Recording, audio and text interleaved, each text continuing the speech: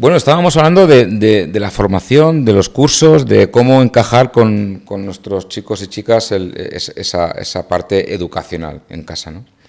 Pero realmente Natalia Lara seguro que tiene una historia y seguro que nos sorprende con ella, ¿no? Como todos, ¿no? Al fin y al cabo.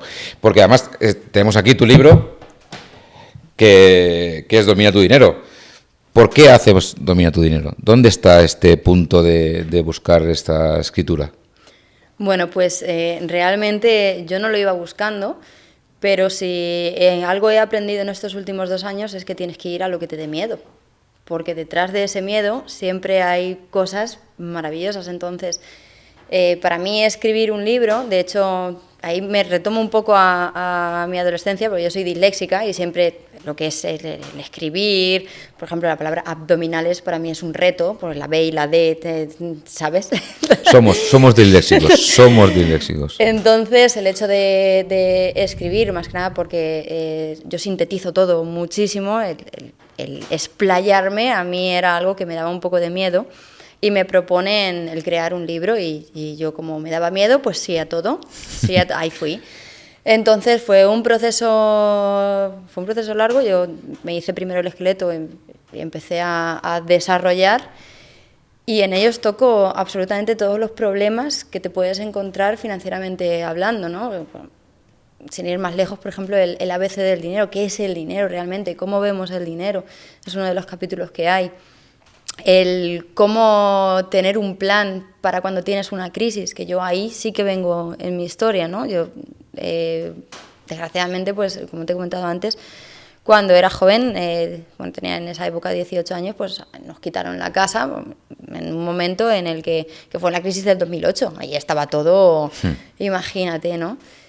Y precisamente por no tener un plan de contingencia, no tener ahí un colchón de seguridad, pues tuvimos que improvisar, y cuando uno improvisa, al final no tienes tanta capacidad de decisión, tienes menos margen de error, que es precisamente de lo que va un poco el libro, ¿no? De tener una planificación financiera para precisamente, si te pasa cualquier cosa, poder tirar de ese colchón. Sin ir más lejos, también lo hemos tocado antes, el tener la libertad de decir que no a un trabajo tóxico, porque imagínate, te despiden y deprisa y corriendo tienes que buscar cualquier trabajo.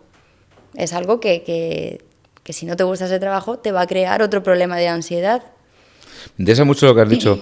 Claro, entiendo que tus padres serían empresarios, ¿no? No.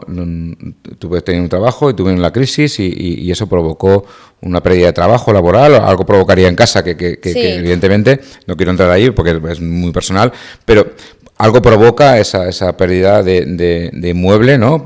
Personal, familiar. Y tú tenías 18 años, me has dicho, ¿no? Con 18 años aún eres adolescente, estabas ya en la posadolescencia. ¿Cómo lo vives tú cómo recuerdas tú emocionalmente esos momentos, esa transición que entiendo que os tocaría cambiar de casa, ¿no? Y hacer la mudanza, todo ese momento emocional desde un punto de vista adolescente? ¿Entendías algo? ¿Cómo lo viste? ¿Qué pasó ahí? ¿Qué recuerdas?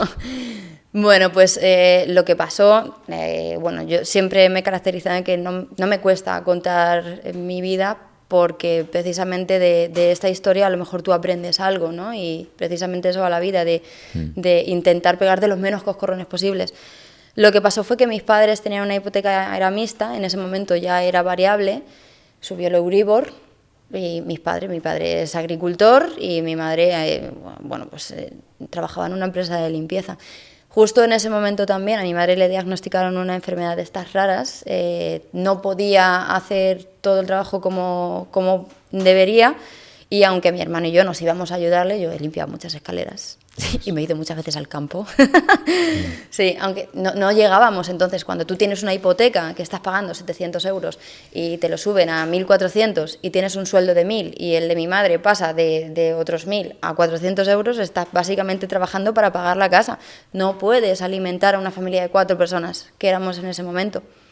Entonces, si no tienes ese plan B, pues nos tuvimos que ir a vivir a casa de mi abuela. Y menos mal que nos pudimos ir a vivir a casa de mi abuela, porque si no, que no sé qué hubiéramos podido hacer. Fíjate. Claro, un poco todo eso que vives, seguro, seguro, creo yo, que influiría mucho en tu decisión de dedicarte al tema financiero, ¿no? No, yo necesité muchos coscorrones. ¿Qué me dices?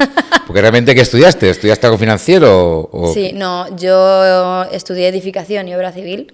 Súper parecido financiero, claro. Sí, muy financiero, para luego, fíjate, empezar la casa por el tejado en el sector financiero, porque yo empecé por cripto, que es básicamente descontrol total. Sí, ya veo. Sí. Pero sí, necesité unos cuantos coscorrones más para aprender que no quería seguir los pasos de mis padres, por lo que dices, porque tú al fin y al cabo eres un espejo de lo que ves en casa. Si tú ves desorden financiero, que no quiero criticar ni muchísimo menos a mis padres, es simplemente pues que desconoces cómo funciona, haces lo que puedes con lo que puedes cuando no tienes información y vas un poco a lo que sea, ¿no? Vives al día. Entonces, pues yo me pasó que al año siguiente ya estaban las cosas un poco más estabilizadas, yo conseguí mi primer trabajo y a mí siempre me han gustado muchísimo las motos, mucho. Vaya. Así que imagínate, pues mi primer trabajo me compré una moto. Bien. Más bonita que era. Muy bien. Bueno, pues a la semana... ¿Y eso era con qué edad? Con 19 tenía. 19 años, fíjate. Muy bien. Además, sin consultarlo ni nada, llegué a casa, mira, me he comprado esta moto, me he sacado el préstamo, me pusieron un tipo de interés horrible y a la semana me despidieron. ¿Ah? Sí. Fantástico. Maravilloso. Y ahí tenía yo mi moto flamante, más bonita en el garaje y yo con la deuda sin saber cómo la iba a pagar, ¿sabes? Buenísimo. Sí. Claro, y al final tienes que espabilar, evidentemente, ¿no? Espabilas. Luego pasó, claro, ahí, que fue un gran profesor, me salió caro, pero no terminé aprendiendo. Porque ahí luego, a raíz de eso, ya conseguí pagar la moto, busqué otro trabajo deprisa y corriendo, lo que decíamos, ¿no?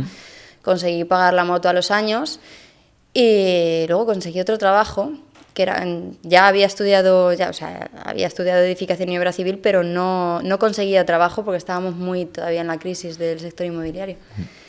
Y me metí como comercial de telefonía en Movistar. Muy bien.